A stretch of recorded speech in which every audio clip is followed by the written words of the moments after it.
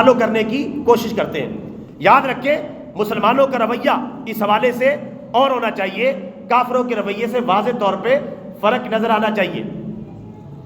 اب ضرورت اس بات کی ہے کہ یہ جو سبوک وغیرہ ہے یہ اللہ تبارک و تعالیٰ کی طرف سے وارننگ ہے۔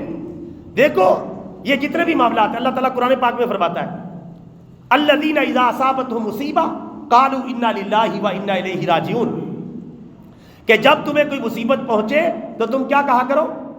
انا للہ و انا الیہ راجعون، بے شک ہم بھی اللہ کا مال ہے اور یہ دیگر چیزیں بھی اللہ تعالیٰ کا مال ہے اور ہم سب اللہ تعالیٰ کی طرف لوٹنے والے ہیں۔ مصیبت میں یہ رویہ ہونا چاہیے۔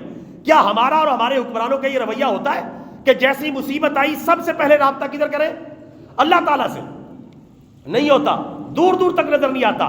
دنیاوی اسباب، دنیاوی علاج، دنیاوی تجاویز کی طرف پہلے بھاگتے، اللہ تعالیٰ کی طرف تو شاید ہی کوئی تھوڑا بہت کہیں رجوع نظر آ جائے، ورنہ اس طرف توجہ ہی نہیں۔